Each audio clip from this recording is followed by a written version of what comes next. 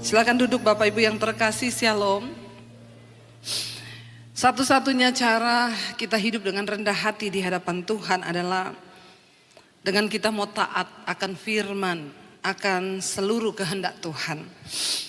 Saya berdoa setiap kita yang hadir sore hari ini, kita datang dengan rasa lapar dan haus akan Tuhan. Kita bersyukur Tuhan masih beri kita kesehatan, kekuatan. Mari kita hidup dengan sungguh-sungguh taat di hadapan Tuhan dan sungguh-sungguh merendahkan hati kita. Mari buka bersama Yesaya pasal yang kedua, ayat yang ke-11.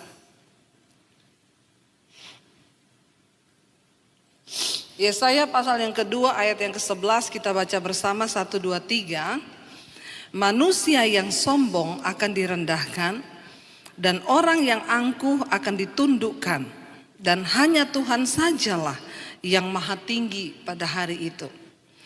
Saudara, kita tahu bersama Tuhan membenci orang yang sombong dan Dia mengasihi orang yang rendah hati. Kalau kita lihat di dalam Alkitab, firman Tuhan tentang kesombongan itu begitu banyak. Bahkan Alkitab berkata Tuhan itu menentang orang-orang yang sombong. Saat kita ini hidup dengan kesombongan di hadapan Tuhan, maka kita menjadi musuh Tuhan. Saudara bisa bayangkan kalau kita menjadi musuh Tuhan, kita menjadi orang yang ditentang oleh Tuhan, maka sudah pasti semua yang kita lakukan tidak akan mungkin berhasil. Namun seringkali orang Kristen tidak menyadari, sebagai anak Tuhan seringkali kita tidak menyadari. Dan kita berpikir, saya nggak sombong sama Tuhan, apa yang saya sombongkan? Saudara, orang yang tidak mau menurut kepada Tuhan, kepada firman-Nya, itu tanda yang paling nyata bahwa kita ini sombong dan kita tidak nurut kepada perintah-perintah Tuhan. Ketika seseorang hidupnya jauh dari Tuhan, ketika seseorang tidak ingin melakukan kehendak dan firman Tuhan, maka dia hidup dengan kesombongan di hadapan Tuhan dan dia akan cenderung melakukan tindakan-tindakan yang bertentangan dengan firman Tuhan. Tadi pagi saya menyampaikan tentang kehidupan dari seorang raja di Israel yang bernama Asa. Ketika pertama kali dia diangkat Tuhan menjadi seorang raja atas Israel, dia rendah hati, dia merendahkan diri di kaki Tuhan, dan dia membasmi para Baal, ya, raja-raja, dewa-dewa Baal yang ada pada waktu itu di tengah bangsa Israel. Dan dia berhasil melakukan sebuah terobosan kebangunan rohani atas bangsa Israel. Tetapi kemudian ketika dia sudah menjadi raja, dia duduk dengan nyaman di atas tahta kepemerintahannya. Tiba-tiba ketika musuh datang menyerang, dia mulai mengandalkan cara-cara manusia. Dia mulai sombong dan melupakan Tuhan. Dia mulai sombong dan dia mulai berpikir dengan kekuatannya sendiri untuk menyelesaikan masalahnya. Dan dia mengabaikan Tuhan. Bahkan ketika di hari tuanya dia sakit, dia tidak lagi berdoa meminta Tuhan menyembuhkan. Orang yang sombong, yang pertama dia tidak mau mendengarkan suara Tuhan. Yang kedua, saudara, orang sombong sudah pasti melakukan cara-caranya sendiri untuk dia bisa mencapai tujuan dan maksudnya di dalam kehidupan. Dan segala kesombongan itu tidak berkenan di hadapan Tuhan.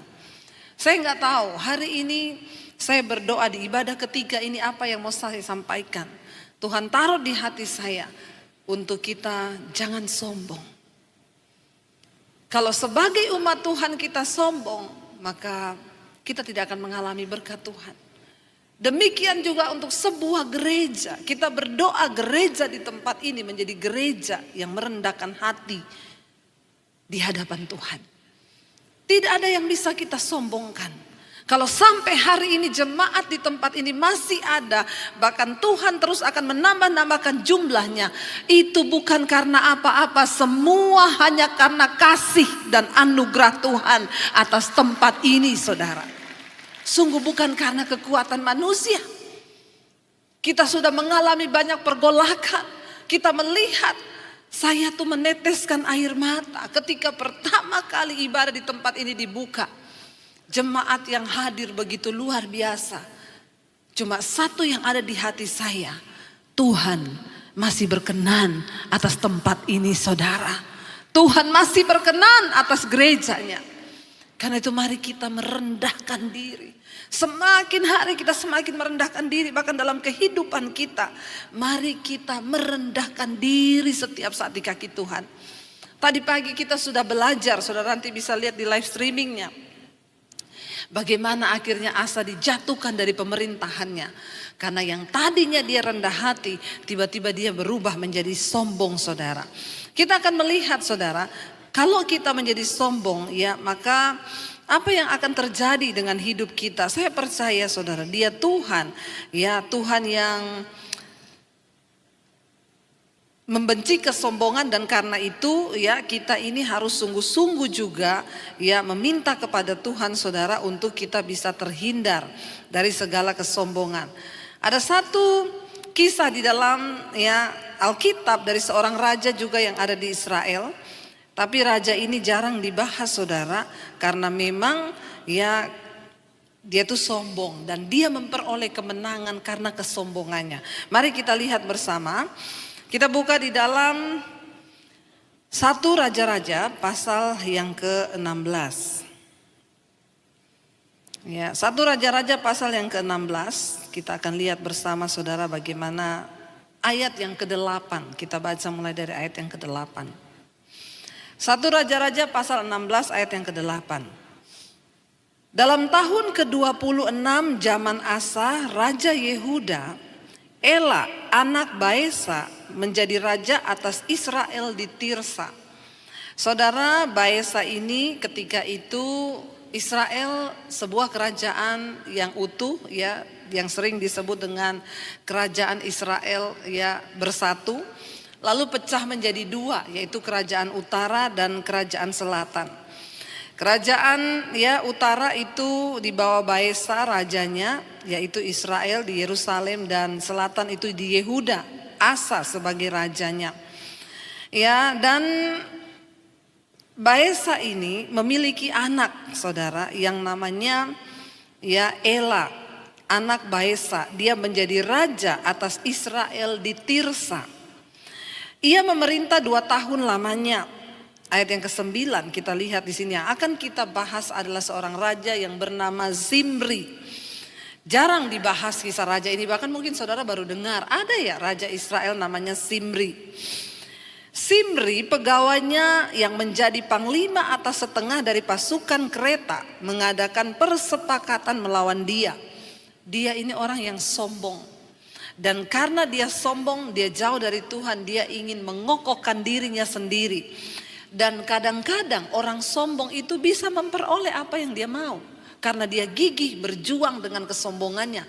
Tetapi apa yang didapat dengan kesombongan itu pasti akan runtuh cepat atau lambat. Ya, lalu di sana dikatakan Zimri pegawainya yang memimpin panglima, yang menjadi panglima atas setengah dari pasukan kereta, mengadakan persepakatan melawan dia.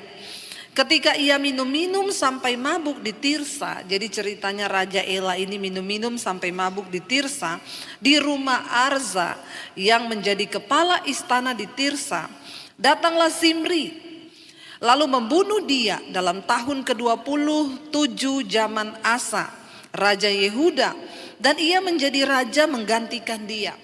Perhatikan, saudara, Zimri membunuh Ela sebagai raja di negara bagian yang ada di Tirsa. Ketika dia membunuh Ela, saudara, ketika dia sedang mabuk minum, lalu dibunuh oleh Zimri, dan akhirnya Zimri melantik dirinya sendiri menjadi raja atas Israel. Ingat, kesombongan dapat memicu seseorang untuk mendapatkan apa yang dia mau, dan memang kelihatannya tercapai. Tapi ingat, Tuhan menentang orang yang sombong. Lalu akhirnya Zimri mengangkat dirinya menjadi raja di Tirsa, saudara ya. Ayat yang ke-10 dikatakan, datanglah Zimri lalu membunuh dia dalam tahun ke-20 zaman Asa Raja Yehuda, dan ia menjadi raja menggantikan dia. Ayat 11. Pada waktu ia menjadi raja itu, segera sesudah ia duduk di atas tahtanya, ia membunuh seluruh keluarga Baesa. Seluruh keluarga ayahnya Raja Ela, yaitu Baesa, dibunuh mati sama Zimri ini ketika dia menjadi raja. Ya, dia bunuh semua keluarganya supaya tidak ada yang tersisa, saudara. Dikatakan di sana, pada waktu ia menjadi raja itu, segera sesudah ia duduk di atas tahtanya, ia membunuh seluruh keluarga Baesa.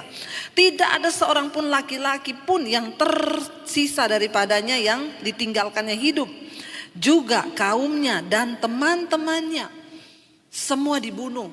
Yang dianggap berkomplot dengan Raja Baesa dan Ela, teman-temannya, anaknya laki-laki, keluarganya dibantai habis oleh Zimri. Kenapa? Karena kesombongan dia ingin menjadi raja, saudara. Ayat 12, demikianlah Zimri memunahkan seluruh keluarga Baesa sesuai dengan firman Tuhan yang diucapkannya kepada Baesa dengan perantaraan Nabi Yehu. Ya, memang sudah dinubuatkan ya bahwa Baesa, karena dia juga jahat, raja ini jahat sehingga anaknya juga Ela mabuk-mabukan, maka keluarga ini akan ditumpas oleh Tuhan. Tidak ada satupun orang yang berdosa yang akan luput dari penghukuman. Lalu kita lihat, saudara, akhirnya Zimri mendapatkan apa yang dia mau. Ya, dia menjadi raja, tetapi kemudian kita lihat ayat yang ke-15. Kita lompat ayat yang ke-15. Dalam tahun ke-27 zaman Asa Raja Yehuda, Zimri menjadi raja. Dikatakan di sana ia memerintah berapa hari, saudara? 7 hari lamanya, enggak bicara tahun. Ia memerintah baru 7 hari lamanya di Tirsa, menggantikan raja yang dia bunuh tadi. Sedang rakyat berkemah mengepung Gibeton yang termasuk wilayah orang Filistin. Ya, ayat 16, setelah rakyat mengepung Gibeton yang termasuk, setelah rakyat yang berkemah itu mendengar orang mengatakan Zimri telah mengadakan persepakatan dan ia pun telah membunuh raja. Rakyat dengar, ternyata Zimri sudah bersepakat dan dia membunuh Raja Ela, dan sekarang rakyat dengar orang berkata dia sudah melantik dirinya menjadi raja. Lalu rakyat marah, saudara. Mereka ingin membalas dendam kepada Zimri sebagai apa yang sudah dia lakukan. Ya, dan ia pun telah membunuh raja. Maka pada hari itu juga di tempat perkemahan seluruh Israel menobatkan Omri, panglima tentara, menjadi raja atas Israel. Karena mereka mendengar raja sudah mati dan Zimri sudah mengangkat dirinya menjadi raja dengan kesombongannya, akhirnya rakyat mengangkat Omri. Omri adalah panglima tentara, diangkat menjadi raja atas Israel. 17, kemudian Omri dengan seluruh Israel maju dari Gibeton dan mereka mengepung Tirsa.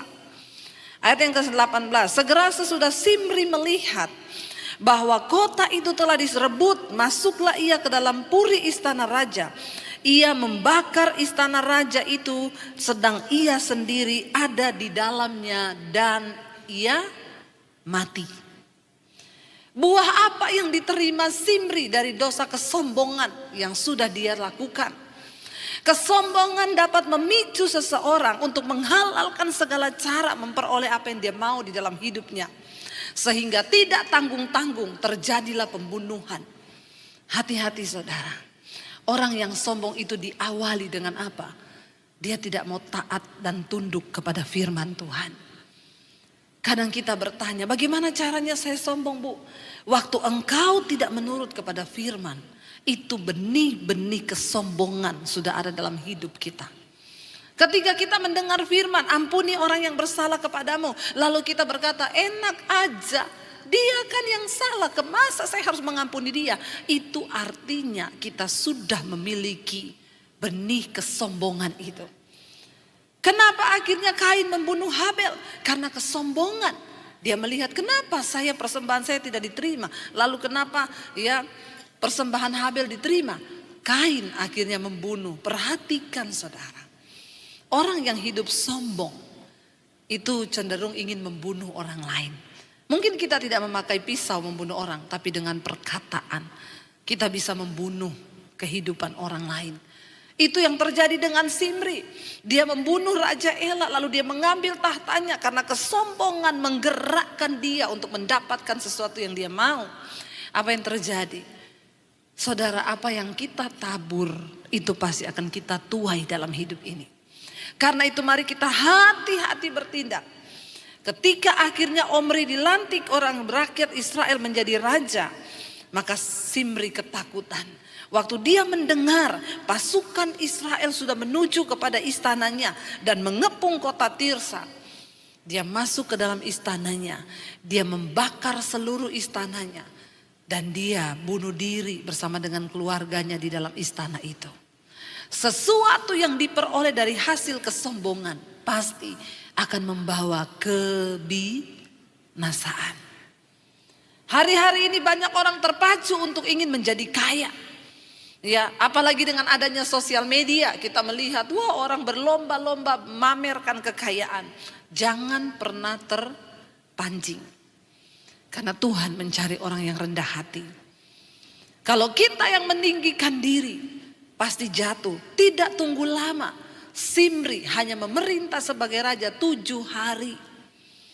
Tiba-tiba saudara, malapetaka besar datang untuk menghampiri dia. Dia tidak siap untuk menghadapi kenyataan dia akan disiksa mungkin oleh tentara Israel. Apa yang dia ambil keputusan?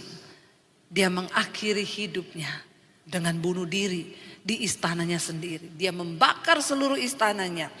Alkitab berkata, sesegera sesudah Simri melihat bahwa kota itu telah direbut, masuklah ia ke dalam puri istana raja. Ia membakar istana raja itu sedang ia sendiri ada di dalamnya dan ia mati. Ayat 19 dikatakan di sana, oleh karena dosa-dosa yang telah dilakukannya dengan melakukan apa yang jahat di mata Tuhan, serta hidup menurut tingkah laku Yerobeam dan menurut dosa Yerobeam yang mengakibatkan orang Israel berdosa pula. Selebihnya dari riwayat Simri dan persepakatan yang diadakannya, bukankah semuanya itu tertulis dalam kitab sejarah raja-raja Israel? Jarang kisah ini dibahas, tapi inilah dosa kesombongan yang akan menghancurkan kita. Saudara, bagaimana kita bersikap ketika mungkin kita dihina? Bagaimana engkau bersikap ketika engkau direndahkan oleh keluargamu? Apakah kita marah? Tidak jarang ketika orang Kristen itu mengalami fitnahan atau hinaan dari keluarga, kita marah dan berkata, emang dia belum tahu siapa saya. Hati-hati, cepat minta ampun. Bagaimana kita bersikap sebagai orang rendah hati waktu engkau direndahkan? Terima itu sebagai sesuatu yang memang Tuhan izinkan. Ya, tidak usah berkata di mana harga diriku. Belum tahu dia. Mari kita belajar hidup dengan rendah hati. Kenapa saudara? Karena Tuhan akan meninggikan orang yang rendah hati. Kalau engkau mau melihat peninggian dari Tuhan, buang segala benih kesombongan. Orang yang sombong itu suka berbantah dengan Tuhan. Bukan cuma dengan sesama. Kalau dengan sesama udah pasti. Kenapa? Karena orang sombong itu selalu merasa diri benar. Hati-hati para suami. Sebagai laki-laki seringkali kita merasa ya kita harus dihargai, lalu kesombongan kita muncul. Ketika istri memberikan kita nasihat, kita berkata, gak usah kamu ngomong-ngomong sama saya tahu apa yang saya lakukan. Hati-hati dengan kesombongan. Sebagai istri pun kita harus dengan rendah hati untuk menerima masukan dan nasihat dari suami. Mari kita belajar sebagai anak-anak dalam rumah tangga, hormati ayah ibumu, itu bagian engkau hidup dengan rendah hati supaya masa depanmu dipelihara oleh Tuhan. Firman Tuhan itu gak pernah berdusta. Kita belajar dari setiap kisah yang ditulis dalam Alkitab untuk membuat apa? Hidup kita ini semakin bijaksana. Bagaimana cara kita hidup dengan rendah hati di hadapan Tuhan? Mari kita dengar-dengaran akan firman Tuhan. Kenapa? Karena Tuhan itu selalu berbicara. Tuhan menegur dan dia menjawab doa kita. Jangan pernah berbantah dengan Tuhan. Dengan cara apa? Kita gak nuruti firman-Nya saudara. Orang yang gak menurut firman, dia hidup dengan kesombongan di hadapan Tuhan. Coba kita baca bersama di dalam Ayub 33. Ayub 33 mulai ayat yang ke-13 saudara. Ayub 33 ayat yang ke-13 kita baca bersama. Di sana firman Tuhan berkata, mengapa engkau berbantah dengan dia? Ya, kenapa manusia berbantah dengan Tuhan? Bahwa dia tidak menjawab segala perkataanmu. Seringkali ketika doa-doa kita belum dijawab, kita berkata, Tuhan, kenapa engkau gak jawab-jawab? Saya seringkali menerima orang konseling, Bu, saya ini sudah berdoa loh puluhan tahun, kenapa Tuhan gak jawab doa saya? Hati-hati, ya, hati-hati dengan ucapan mulut kita. Jangan sampai kita menjadi orang yang sombong di hadapan Tuhan dengan berbantah dengan Tuhan. Dikatakan di sana ayat 14, saudara, ya, Ayub 33 ayat 14. Karena Allah berfirman dengan satu dua cara, tetapi orang tidak memperhatikannya. Tuhan itu selalu mau mengingatkan kita. Dia berbicara kepada kita, dia menjawab kita itu dengan satu dua cara. Artinya apa? Tuhan itu punya berbagai cara untuk menjawab, untuk menuntun kita, untuk memberitahu kepada kita jalan-jalan yang benar. Tapi seringkali kita ini tidak memperhatikan. Tuhan bisa bicara lewat istrimu, lewat suamimu, lewat anakmu, bahkan lewat siapa saja. Tapi kalau orang sombong, dia tidak pernah akan memperhatikan nasihat. Baik itu datang dari siapa saja, gak mungkin. Seringkali Tuhan akan menjawab kita lewat orang ngomong. Ya, lewat apapun itu bisa menjadi ketika hati kita terbuka dan kita hidup dengan rendah hati di hadapan Tuhan. Tapi kalau kita ini sudah tertutup hati, kita hidup dengan kesombongan, saudara, maka tidak mungkin dikatakan di sini karena Allah berfirman dengan satu dua cara, tetapi orang tidak memperhatikannya. Orang yang sombong gak mungkin memperhatikan. Ayat 15, bisa lewat apa Tuhan berbicara? Dalam mimpi, dalam penglihatan waktu malam, bila orang tidur, nyenyak tidur, bila berbaring di atas tempat tidur. Ayat 16, maka ia membuka telinga manusia dan mengejutkan mereka dengan teguran-teguran. Seringkali Tuhan bicara kepada kita sebelum kita tidur malam, tetapi bagaimana Tuhan bisa berbicara? Dia menunggu respon kerendahan hati kita. Makanya sebelum tidur malam introspeksi diri. Tuhan, apakah hari ini aku sudah hidup berkenan kepadamu? Kalau ada yang salah dari hidupku, bicara kepadaku Tuhan. Tuhan berbicara saudara ketika kita tidur malam. Ya, saya sering kali mengalami ketika kami akan ambil keputusan-keputusan penting di dalam hidup kami. Kami berdoa, saya dan suami. Tuhan berbicara, kadang-kadang tengah malam tiba-tiba kebangun. Tuhan taruh sesuatu di hati. Saat kita tidur nyenyak, kebangun. Satu kali saya dan suami minta sebuah peneguhan. Jam 2 malam kami berdua sama-sama kebangun. Suami saya bilang, "Say, besok itu nanti kita ambil keputusan gini-gini." Saya bilang, "Iya, saya juga dapat yang sama." Jam 2 malam, lagi tidur nyenyak, kebangun tiba-tiba. Tuhan berbicara. Kenapa kita bisa mendengar dan mengalami tuntunan Tuhan yang seperti itu? Lalu benar kita terhindar dari sebuah keputusan yang besar yang akan kita ambil. Tuhan menuntun asal kita mau dengan rendah hati berkata, saat keputusan itu akan kami buat, kami berdua berdoa setiap hari gandeng tangan. Tuhan, kami sepakat. Kalau ini bukan kehendak-Mu, jauhkan. Tuntun kami Tuhan, apa yang harus kami lakukan. 2 hari, 3 hari mendekati, selama beberapa hari kami terus berdoa. Kami merendahkan hati Tuhan, memohon petunjuk-Mu untuk keputusan yang akan kami buat. Dan benar, besok keputusan itu mau diambil. Jam 2 malam suami saya tiba-tiba kebangun, saya pun tiba-tiba kebangun. Dan kita malam itu langsung ngomong, "Say, Tuhan tuh bicara gini. Iya, besok kita minta kesepakatan sesuai tuntunan Tuhan." Dan benar-benar terjadi. Saudara, Tuhan bisa berbicara asalkan kita dengan rendah hati. Masalahnya, kenapa kita gak pernah dapat tuntunan Tuhan? Kita tuh berjalan dengan pikiran kita sendiri. Alkitab bilang terkutuklah orang yang mengandalkan kepintarannya. Tuhan yang tahu masa depan kita. Tuhan yang tahu keputusan yang akan kita buat. Tuhan yang tahu apa yang akan kita ambil. Tuhan bahkan yang tahu segala sesuatu sebelum itu terjadi. Karena itu perlu, ingat saudara, Tuhan pegang blueprint, perencanaan hidup kita itu ada di tangannya. Kenapa kita harus cari Tuhan? Kenapa kita harus merendahkan diri? Karena Dia yang pegang buku kehidupan kita. Bahkan kematian kita, itu Tuhan tahu. Kita gak tahu apa-apa. Makanya kita perlu mendekatkan diri kepada Tuhan. Di sana dikatakan Tuhan bisa berbicara dengan 1-2 cara. Allah berfirman dalam mimpi, dalam penglihatan, waktu malam, bila orang tidur nyenyak, bila dalam pembaringan di atas tempat tidur, maka Ia membuka telinga manusia dan mengejutkan mereka dengan teguran-teguran. Yes, saya sering mengalami. Tuhan mengajari kamu itu gini. Dan saya belajar untuk taat melakukan.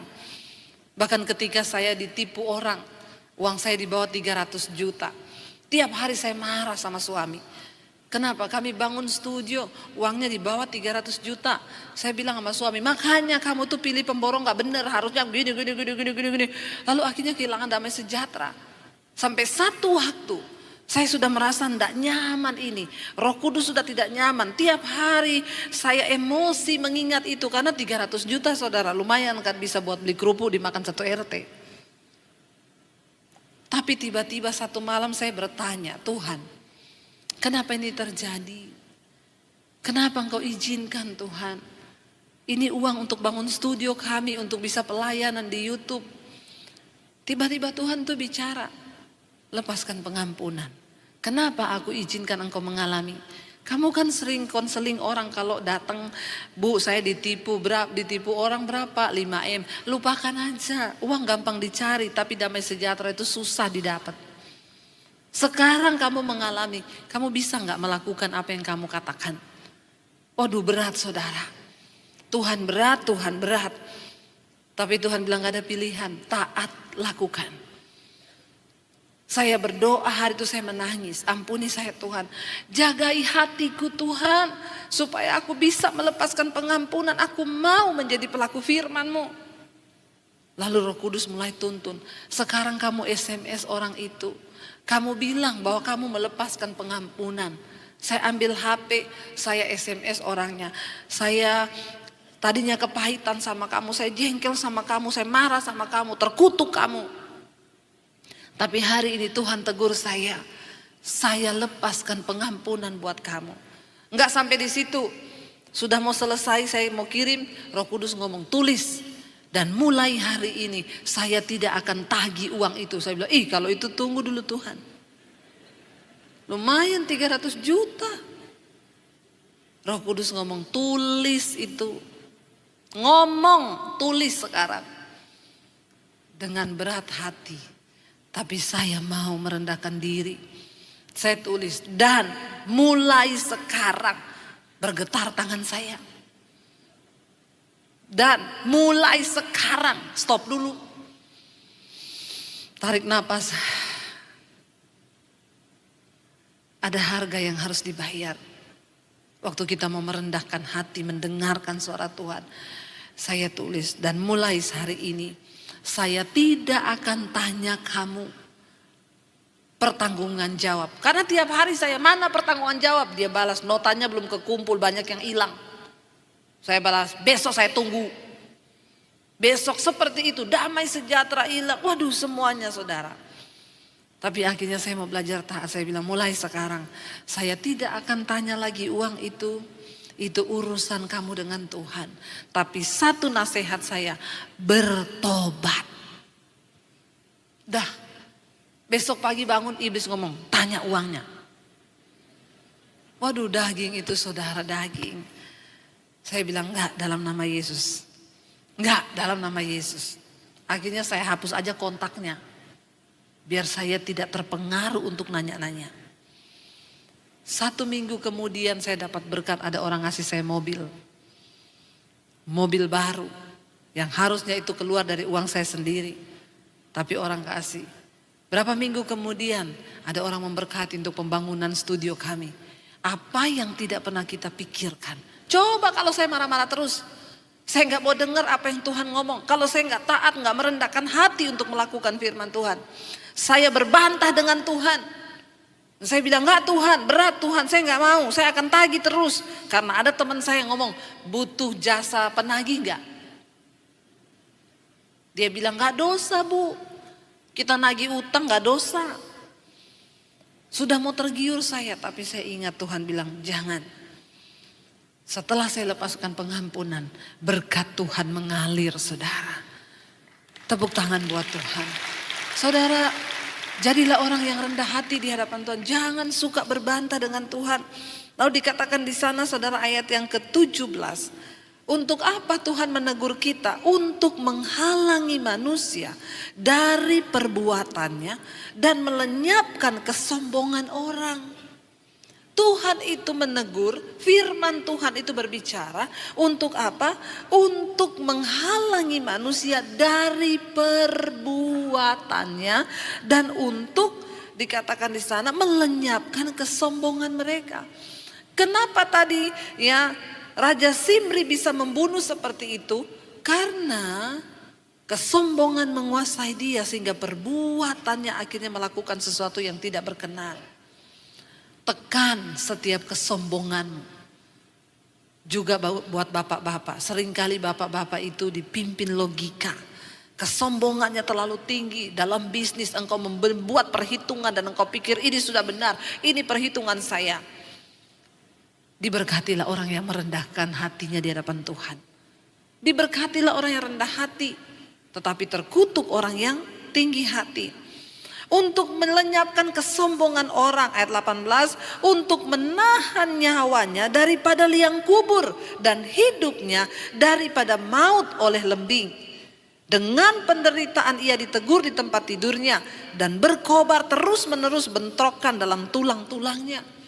Saudara, seringkali Tuhan menegur lewat sakit penyakit. Bisa jadi itu teguran Tuhan. Ya, ada orang datang sama saya, Bu, saya batuk-batuk gak sembuh-sembuh. Bapak merokok? Iya. Ya itu Pak, berhenti rokoknya. Itu teguran Tuhan. Masa sih Bu, doakan Bu supaya batuk saya sembuh. Enggak, biar saya tumpang tangan, tumpang kaki sama Bapak. Enggak bakal sembuh batukmu kalau Bapak masih tetap merokok. Tubuhmu itu bait Allah. Tuhan berbicara lewat sakit penyakit. Di tempat tidur orang terbaring. Sadar saudara. Jangan terus hidup dengan kesombongan.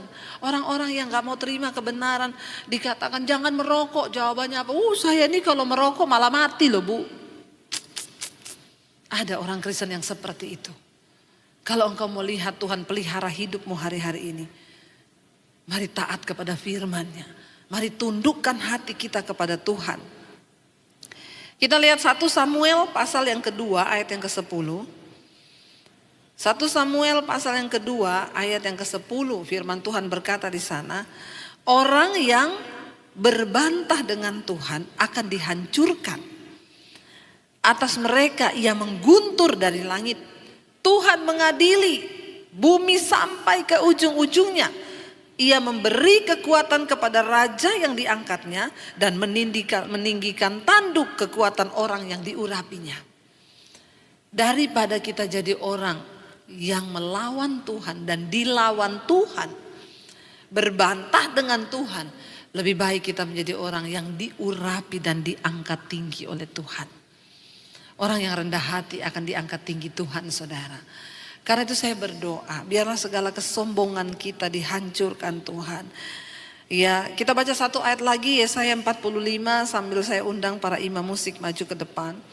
Yesaya 45 ayat yang ke-9. Baca bersama, firman Tuhan berkata 1, 2, 3.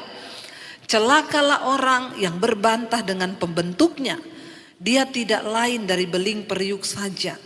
Adakah tanah liat berkata kepada pembentuknya, apakah yang kau buat? Atau yang telah dibuatnya, engkau tidak punya tangan. Waktu kita hidup dalam kesombongan dan tidak mau taat kepada Tuhan, kepada firman-Nya, itu artinya kita berbantah dengan Tuhan.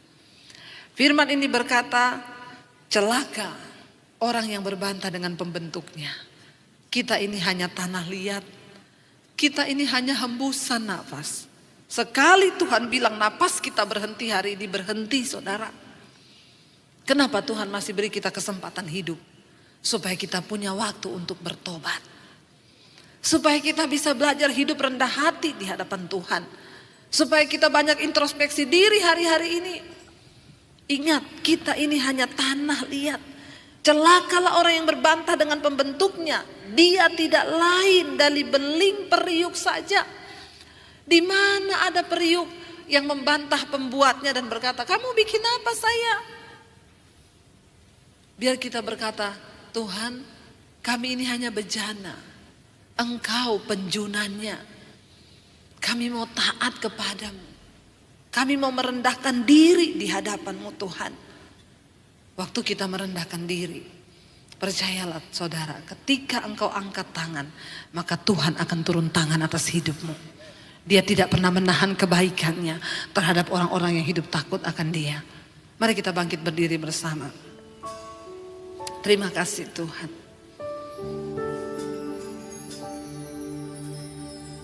Biar musik saja. Mari tundukkan kepala di hadapan hadirat Tuhan. Engkau yang melihat hati dan hidup kami. Kalau hari ini masih ada kesombongan-kesombongan di dalam hidup kami, yang seolah-olah kami tidak butuh Tuhan dalam hidup ini, Tuhan, kami mau buang semua itu. Kami tidak ingin mencapai semua tujuan kami dengan kesombongan kami. Tapi kami mau merendahkan diri di hadapan Tuhan.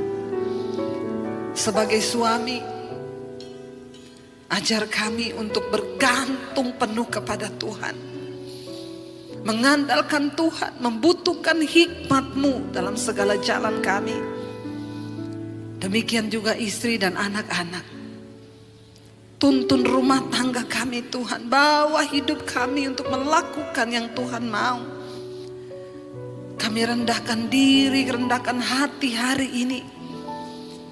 Ada begitu banyak peristiwa, persoalan yang kami hadapi dalam hidup ini. Dan kami tahu, kami tidak punya cukup hikmat untuk menyelesaikan semua itu tanpa campur tangan-Mu Tuhan. Kami minta Tuhan turut bekerja dalam hidup kami. Mari minta pada Tuhan, saudara bilang, Tuhan turut bekerja. Biar tangan-Mu terulur, biar kuasa-Mu tercurah bagi kami. Engkau turut bekerja di dalam hidup kami. Ambil alih semua Tuhan di dalam hidup kami. Saudara yang datang suami istri, saudara boleh bergandengan tangan. Hamba berdoa Tuhan. Mari bergandengan tangan saudara. Rendahkan dirimu satu dengan yang lain.